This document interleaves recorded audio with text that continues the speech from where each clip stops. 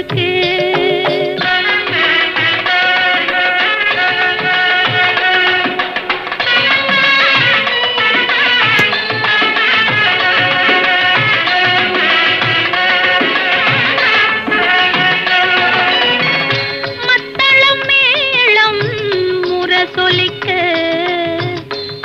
சங்கம் நின்றாங்கே ஒலி இசைக்க